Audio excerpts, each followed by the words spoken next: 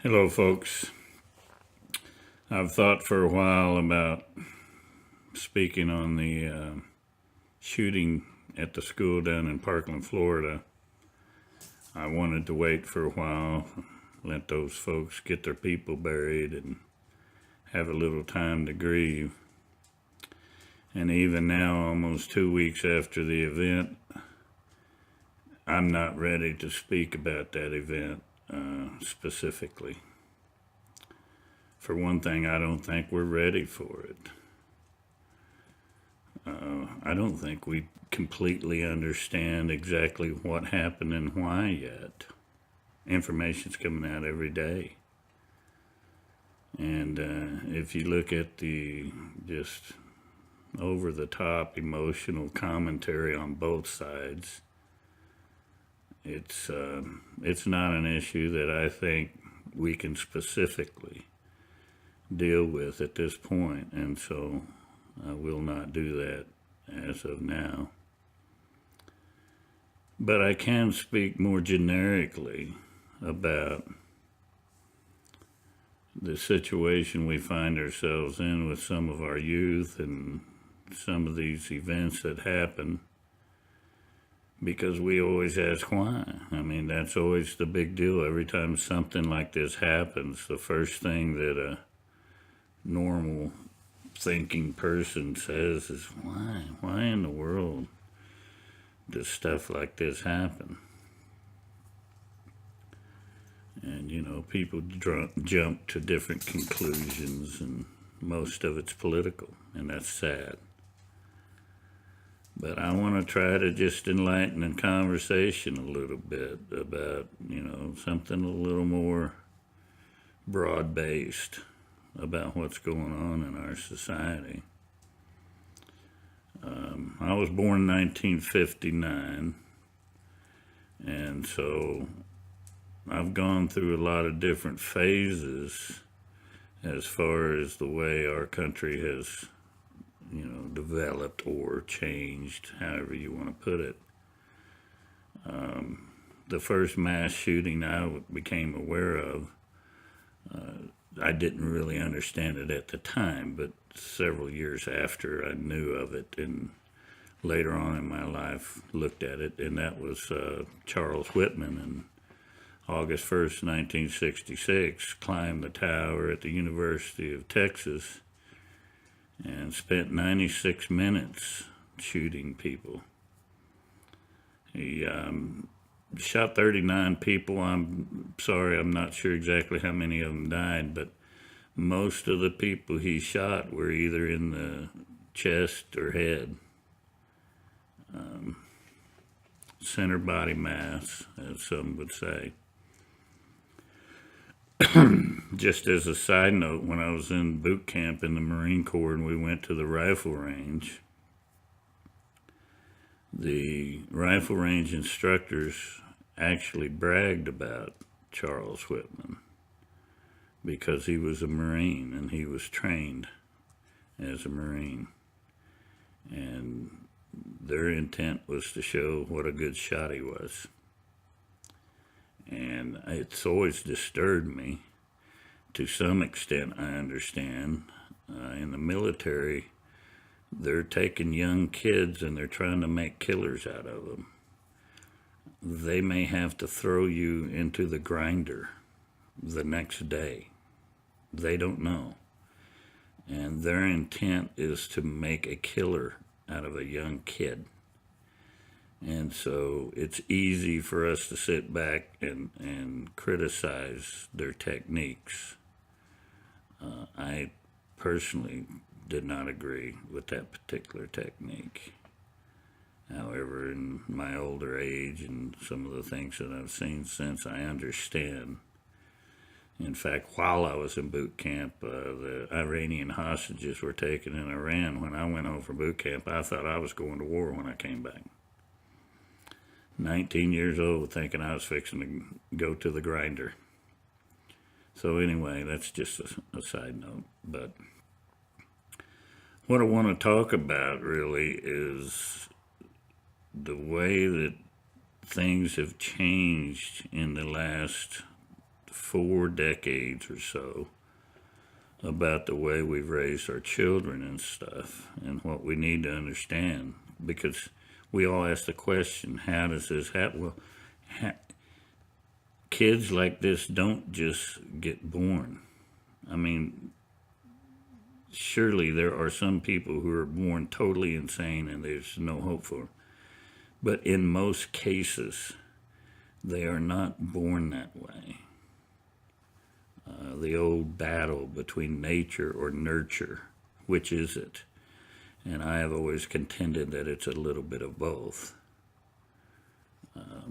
Anybody who's, and I don't want to get flippant, but anybody who's seen a litter of puppies and watched them know that there are so many that are just regular puppies, and there's always this one who's just kind of always into something, always causing trouble, always, fighting with the other one. There's just sometimes seems to be that one that's just cantankerous. And if you take that particular personality and then you add some other elements in there, you've got yourself a dangerous recipe, and I think that's true with human beings as well. I mean, one of the things that truly bothers me about all this stuff is all the virtue signaling by all the people who come out, and all the children, as if they care so much about the children. No, you don't. No, you don't. I'm sorry. And when I say you, I mean we, the American people, as a whole, as an entire body. You don't care about the damn children. If you cared about the children, first of all, you wouldn't kill about 1 million of them a year. We kill about 1 million babies a year. So don't tell me how much you care about the children, because you don't. Or you'd be doing something about that, and you're not. You wouldn't send your kid to a school that is filled with a bunch of Marxists teaching them communism, teaching them to hate their own damn country. If you cared about your children, would you send them to a school like that? Well, you do it every day. You do it every day. You pick them up and you take them right to the school. You deliver them to their doorstep every day. And you don't do anything about that. If you cared about children, you wouldn't divorce their mother. And you wouldn't leave her out there as a single mother trying to raise a child. It's the hardest job in the world, and you're going to leave her to do it herself. And she necessarily covers her guilt by taking the guardrails away from the child, tries to be his friend instead of his mentor. No, you don't. Don't tell me how much you care about the kids, because you don't. I'm sorry. It's hard. It's harsh to hear, but that's a fact. You don't teach them the history of their country. You don't even care to give them any kind of sense of pride in what kind of country they came from and where they were brought up and how special they are to live in a nation such as this. History means nothing to you. You hate history. Everybody hates history. It's boring. History tells you where you came from. It's a piece of who you are. But you don't teach your children history. So don't tell me how much you care about it. You don't.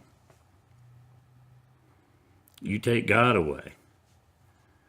You tell them that they're really nothing more than an animal. They have no soul. There's nothing special about them.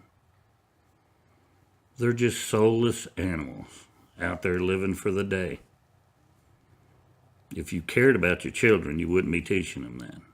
But you do. We do. Every day.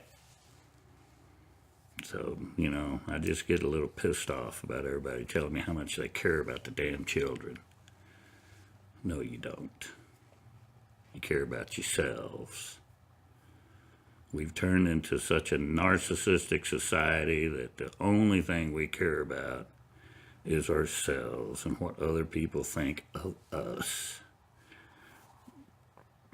A lot of people my age are down on the social media, and they try to kind of blame it for all this stuff. Oh, the social media is doing this and the social media is doing that. No, it ain't. The social media is a mirror.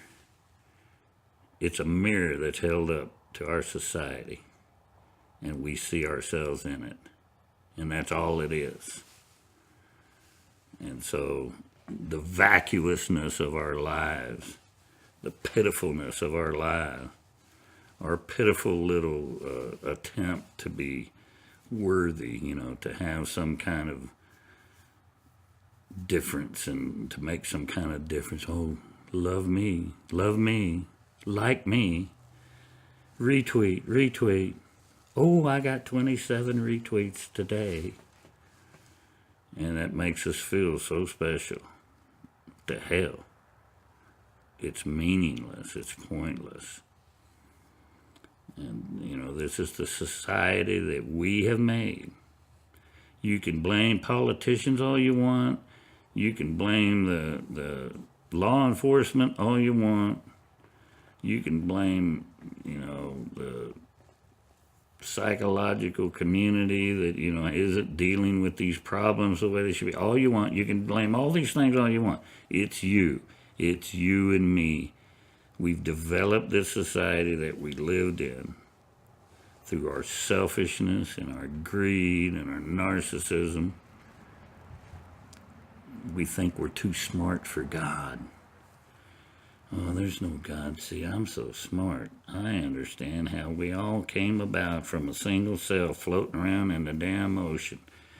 Yeah, the Big Bang. Oh, well, there's a Big Bang. I can't tell you where the Big Bang came from or what was before that or where all this mass of the universe happened to be in that little spot before it was Big Bang. But, that's all it was. That's all it was. We're just this insignificant little animal who just happened to grow up on this little planet, who just happens to be here at this point in time. So what's the point? What's the point? What is there to live for? What does your life mean? If there is no meaning to your life, especially if you're a young male who is just longing for some type of meaning to his life, and you're being told at all points, not only is your life meaningless, but your country sucks, your parents suck, your society sucks, everything about your life sucks, and then you're supposed to go out there and just be happy-go-lucky? What do you expect these young children to grow up and be? And then when they have problems adjusting to all this crap that we throw on top of them, what do? Well, let's give them drugs. Oh, that'll help. Yeah, drugs. That's going to help. By the way, back to Charles Whitman, he was also on amphetamines. Some of his friends said that he used it like popcorn. Anybody who's familiar with amphetamines and what they can do to the human brain understands how some of this kind of stuff can happen. He also went to a mental professional at the time and said that he was having trouble. He was having really bad thoughts and he couldn't understand why and he wanted help. And he didn't really get any. And I'm not necessarily blaming it on them at the time. They didn't have enough information probably, but I'm just saying. This was a person who reached out. He was having bad thoughts. He was doing drugs. And then he snapped one day and he did what he did. And how many times have we seen that repeated? Over and over again in my life. It's been repeated. The exact same thing. Every time this happens, I can almost predict who it is, what they went through, and what they might have been taking at the time. And it turns out to be true 99% of the time. Now, granted, there's just pure evil in the world, and sometimes there's just people that are going to do terrible things, but we have to understand that when you raise children to have no sense of purpose, to have no value, you teach them that there's no value in life. You kill millions of babies a year and tell them it doesn't matter, it's just a clump of cells. Because we have no soul, we are not special, there is no God, you're just an animal. And then you wonder why they turn out the way they do. Mankind has a natural yearning to matter. There is a natural yearning within a human being to matter, to mean something, to make a difference. And some of us do that in a very positive way. When you take that away from a child, they will find another way. They will reach out there and find another way. They will do it in a negative way. Anybody who's raised children know that they will. It's just sad. And it's so obvious. These things can be seen for what they are. If you just back off your social media for a minute and quit looking for another like and another retweet and think these things through a little bit, you can understand some of this stuff. And you can understand what it's going to take to recapture the society that we once had. When I was young, we had shooting classes in school. We had the rifle club in school. My brother brought a rifle to school twice a week. We drove around in pickup trucks with rifles in the back on a rack in the back of our truck all the time. We weren't out there killing a bunch of people. There weren't a bunch of school shootings going on. It's not the inanimate object, folks. It's us, and it's what we're doing to our children. I mean, look at the jihadists. How do you think they train their kids to go out and do the things they do? How do you train a young man to go out there and blow himself up? Who does that? Who wants to do that? Well, look at what they do. They teach them that their life as it is worthless. They're being oppressed. The Western culture is oppressing them, and so they have no future. It's us or them. There's no opportunity, there's no prosperity, there's no future. They have nothing to look forward to. This is what they teach them. They break them down. They teach them that life is worthless and that death is beautiful. In death, you can find beauty. This is what they teach them. They teach them that there's a glory in death. There's no meaning to life, but there's meaning to your death. And you will be rewarded for your death. Now, it's not exactly the same, but there are some parallels to what we're doing to our own children. We give their life no meaning. We glorify these shooters by just, press all day long, months and months of press for what they do. And so they find meaning in death. And they react. It's sad. It's very sad. Unfortunately, I don't think we're ready to change yet. Are you ready to go out there and tell your neighbors on social media that if we don't have God, we have nothing? Are you ready to go out there and tell all your neighbors that if we embrace communism, we embrace death? Are you ready to go out there and tell everybody that if you're going to divorce your child's mother, you're going to condemn that child to a terrible life? Statistics show it. Children from broken homes are less adapted, less successful, less prosperous, and they have more anxiety, more problems, and more instability. And yet we do it every day. Every day in America we do it, and we justify it. We justify it. Oh, well, she's a mean old bitch. I couldn't live with her, Keith. Well, sorry. Why did you pick her to have your children by? So we do this. We do it to ourselves. We actually know this. Every one of you listening to what I'm saying right now, even those of you out there who want to knee-jerk react and pretend like, oh, that's just that old conservative traditionalist Christian out there telling us how we ought to live. You know in your heart of hearts that a kid is better off with a mother and father that love him and raise him in the church. We know this because thousands of years of human experience has proven it. This is why we developed this family system, because it worked. It's the best thing to continue a peaceful and prosperous society.